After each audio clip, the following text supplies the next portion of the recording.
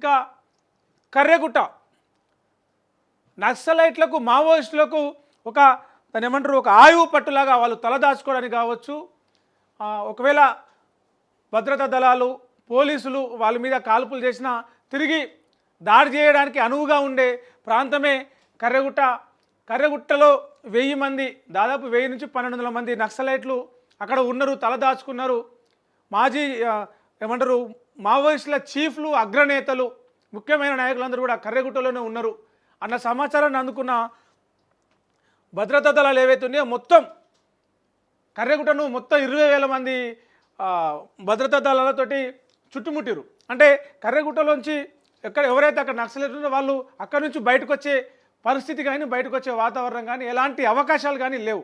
కనిపిస్తే కాల్చివేత అన్నట్టుగానే అక్కడ పరిస్థితి, ఒక టెన్షన్. ఇప్పుడు ఎట్లయితే భారత్ పాకిస్తాను బార్డర్లో సిచ్యువేషన్ ఉందో కర్రెగుట్టలో కూడా అలాంటి సిచ్యువేషనే ఉంది. 1000 మంది నక్సలైట్లను ప్రాణాలతో పట్టుకోవడమా, లేకపోతే వాళ్ళు ఎదురుదాడికి తిగితే ఎదురు కాల్పులు జరిపైనా సరే వారిని మట్టు పెట్టడం అనేది లక్ష్యంగా 20,000 మంది మొత్తం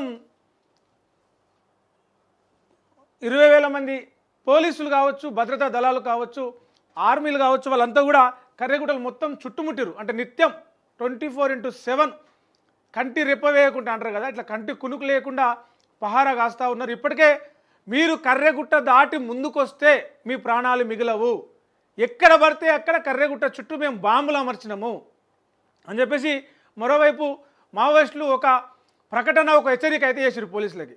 మరి వాళ్ళు ఎక్కడ బాంబులు పెట్టిరు అనేది కూడా మాకు కూడా తెలియదు, చాలా భారీ బాంబులు పెట్టినామని చెప్పేసి మావోయిస్టులు చెప్పారు. మరి ఈ నేపథ్యంలో అది దాటుకొని ముందుకు వెళ్ళాలన్నా వద్దా అనే ఆలోచనలోనే కర్రెగుట్టనైతే మొత్తం చుట్టుముట్టిరు పోలీసులు, భద్రతా దళాలు. ఒకసారి చూద్దాం. గత కొన్ని రోజులుగా మావోయిస్టులను రూపుమాపేందుకు కేంద్ర ప్రభుత్వం చర్యలు చేపట్టింది. భారత్ను మావోయిస్టు రహిత దేశంగా మారుస్తామని పలు సందర్భాల్లో కేంద్ర హోంమంత్రి అమిత్ షా కూడా అన్న విషయమే. అయితే ఈ నేపథ్యంలో మావోయిస్టు సుప్రీం కమాండర్ హిడ్మాతో పాటు భారీగా మావోయిస్టులు కర్రెగుట్టల్లో ఉన్నట్టు భద్రతా బలగాలు గుర్తించాయి. ఇందులో భాగంగా ములుగు జిల్లాలోని కర్రెగుట్టల్లో ఉన్న మావోయిస్టులను ఏరివేసేందుకు ఆపరేషన్ కగార్ను చేపట్టాయి. ఈ ప్రాంతంలో గత 3 రోజులుగా ఆపరేషన్ కగార్ కొనసాగుతుంది. దాదాపు 20,000 మంది సాయుధ బలగాలు కర్రెగుట్టలను చుట్టుముట్టాయి. ఈ నేపథ్యంలో భద్రతా బలగాల ఆపరేషన్తో బెదిరిపోయిన మావోయిస్టులు కర్రెగుట్టల వద్ద జరుగుతున్న ఆపరేషన్ కగార్ను వెంటనే ఆపేయాలని చెప్పేసి మేము శాంతి చర్చలకు సిద్ధంగా ఉన్నాం, కేంద్ర ప్రభుత్వం శాంతి చర్చలకు పిలవాలి నక్సలైట్లను అని చెప్పేసి రూపేష్, మావోయిస్టు బస్తర్ సంబంధించిన ఏరియా ఏదైతే ఉందో ఆ ఏరియా ఇన్ఛార్జు రూపేష్ ఒక లేఖనైతే విడుదల చేసిండు. గత కొన్ని రోజులుగా కూడా గతంలో కూడా ఛత్తీస్గఢ్ గవర్నమెంట్ కూడా వాళ్ళు ఒక లేఖ రిలీజ్ చేసారు.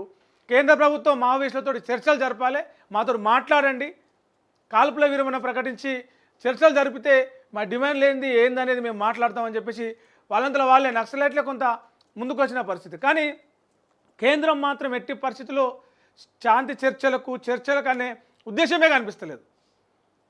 దాడి చేయాలి, అవసరమైతే వారిని పట్టుకోవాలి, లొంగిపోవాలి, కాల్పులు జరపాలి, హతమార్చాలి, పూర్తిగా మావోయిస్టులను లేకుండా అంతం చేయాలని ఏమంటారు ఆ మొండి వైఖరి అంటారా లేక పట్టుదల అంటారు, దాంతో ముందరికెళ్తా ఉంది. మరోవైపు మావోయిస్టుల బలం కూడా రోజు రోజుకు తగ్గుతూ ఉంది.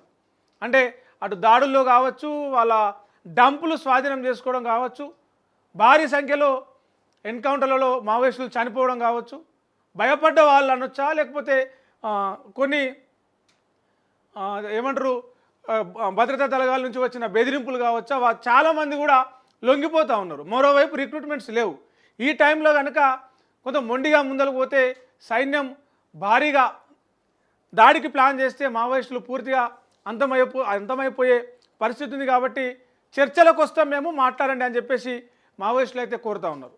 ఇప్పటికే వరుస లేఖలు కూడా రిలీజ్ చేశారు. మరోవైపు బయట కూడా ప్రజా సంఘాలు, పౌర హక్కుల సంఘం లాంటి వాళ్ళు కావచ్చు, ప్రజా సంఘాలు వాళ్ళు కావచ్చు, ప్రభుత్వం చర్చలు జరపాలి, మావోయిస్టులతోటి మాట్లాడాలి, ఈ కాల్పుల విరమణ ఆపండి, ఆపరేషన్ కగార్ ఏదైతే ఉందో అడవుల్లో ఉన్న నక్సలైట్లను పూర్తిగా ఏరివేసే ఆపరేషన్ కగార్ ఏదైతే ఉందో దాన్ని వెంటనే ఆపేసేయాలి, మావోయిస్టులతోటి చర్చలు చేయాలని చెప్పేసి అంటూ ఉంది.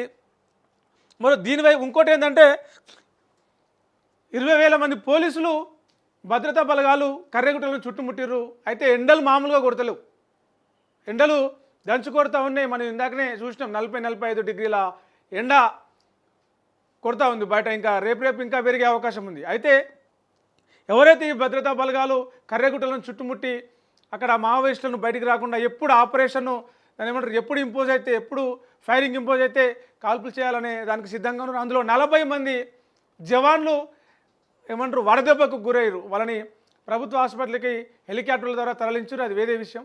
మరి బయట ఉన్న ఏమంటారు వాళ్ళు క్యాంపులు వేసుకొని బేస్ క్యాంపులు వేసుకొని టెంట్లు వేసుకొని ఉన్న జవాన్లే ఎండదెబ్బకు గురై అస్వస్థతకు గురై దవాఖానా చేరితే మరి ఆ కర్రెగుట్టల్లో ఉన్నటువంటి మావోయిస్టుల పరిస్థితి ఏంది? అక్కడ వాళ్ళకు ఆహారం ఫుడ్ పరిస్థితి ఏంది? వాళ్ళకి ఆ ఎండ పరిస్థితి ఏంది? నీడ పరిస్థితి ఏంది? షెల్టర్ పరిస్థితి ఏంది? ఒకవేళ ఫుడ్ కోసమైనా బయటకు వచ్చే పరిస్థితులు ఉంటే బయటకు రావాల్సి ఉంటే అట్లా వాళ్ళ జాడ తెలిసిపోతుంది ఎక్కడున్నారనేది. సో ఇదంతా కూడా కర్రెగుట్టల్లో ఇప్పుడు ఒక ఇందాక అనుకున్నట్టు ఇండియా పాకిస్తాన్ బార్డర్ వద్ద ఎట్లయితే ఒక నివురు కప్పిన నిప్పు లెక్క ఉన్నదో కర్రెగుట్టల్లో కూడా భద్రతా దళాలకి మావోయిస్టులకి మధ్య కూడా సిచ్యువేషన్ అట్లనే ఉంది. చూడాలి మరి అది కాల్పులే అయితాయా, శాంతి చర్చలకే వస్తారా, లేకపోతే లొంగిపోతారా? నిజంగా లోపల ఎంతమంది మావోయిస్టు అగ్రనేతలు ఉన్నారు? హిడ్మా ఉన్నాడని చెప్పేసి ఒకసారి అంటున్నారు, తప్పించుకున్నాడని ఒకసారి అంటున్నారు, కాల్పులు జరిగినాయి అని చెప్పేసి హిడ్మాను అంతమంది అని చెప్పేసి ఒక రకంగా వార్తలు వస్తూ ఉన్నాయి. అసలు నిజంగా కర్రెగుట్టలో ఏం జరుగుతుంది అక్కడ అనేది కూడా